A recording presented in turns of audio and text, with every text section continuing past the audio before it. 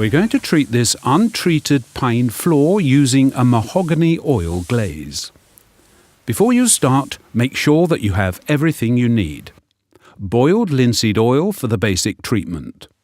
Oil glaze to break the colour. Suitable brushes. A sponge. An empty jar. A stick for mixing. Sanding materials. Tools. A cloth for wiping the floor and your hands. Soap for washing your hands and the brushes. Before starting, we recommend that you first read the application procedures and tips given in our brochure and on our website. The estimated amount of boiled linseed oil per application on untreated wood is 10 to 15 square metres per litre. The estimated amount of oil glaze per coating is 15 to 25 square metres per litre. The oil glaze takes 12 to 24 hours to dry, depending on the ambient temperature and ventilation. The optimal temperature for application is approximately 15 to 25 degrees Celsius. Make sure that the room in which you're treating the floor is well ventilated, not least for drying purposes. Sweep or vacuum the surface so that it's free from dust and dirt. We'll start by treating the surface with boiled linseed oil to obtain a smooth, absorbent working surface. Pour the oil into an empty jar so that it's easy to use. Use a wide brush and make sure it has plenty of oil on it and apply it as evenly as you can over the floor. After treating the entire floor, check that you haven't missed anywhere, as linseed oil is almost colourless. If necessary, make any adjustments. Wipe off the excess oil with a cloth and allow the floor to dry for about a day. When the floor is dry, it's time to sand any irregularities that have occurred due to the wood swelling after applying the oil.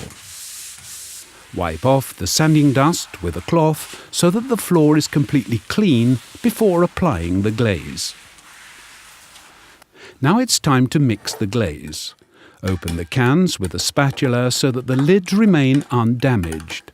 An intact lid will keep the can tightly sealed and the contents will last longer. Pour the colourless oil glaze into an empty jar. Our breaking colours are available in a variety of shades, and each shade is measured in a volume that is adapted to 1 litre of oil glaze. Simple. Pour the chosen breaking colour, which in this case is walnut, into the mixing jar. Scrape out all the contents carefully using the mixing stick. Then mix it thoroughly so that the mixture is homogeneous. Also, stir it well regularly during the application, otherwise the breaking colour will sink to the bottom. Use a wide brush to apply the glaze. Work in the glaze along the wood grain and with long brush strokes and apply it as evenly as possible. Treat a couple of boards at a time so that you can make any necessary adjustments before the glaze has had time to dry too much. Wipe off the excess glaze with a cloth so that the surface is smooth and beautiful. Work again along the wood grain to achieve the best results. Continue systematically until the entire floor has been treated. On large floor areas, it's more practical to wipe the floor with a cloth attached to a broom handle in order to apply the glaze completely evenly over the entire floor. Allow the floor to dry for about a day.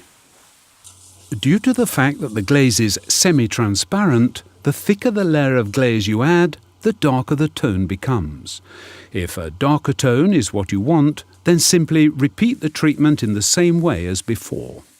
Make sure that you stir the glaze every now and then and apply it as evenly as possible. We're only treating part of the floor here, and we've masked off part of it to show the difference between 1 and 2 applications. After removing the masking tape, it's easy to see the difference. If you want an even more intense shade, simply continue the treatment a few more times. Make sure the can containing the glaze is sealed and airtight so that it can be stored. Mark what the can contains so that you can identify it later on in the paint store. After the glaze has dried for about a day and you're satisfied with the shade, it's time to add a final coating of colourless glaze oil to get a shinier and stronger surface. The floor is now saturated with the colour shade, so it won't absorb very much more.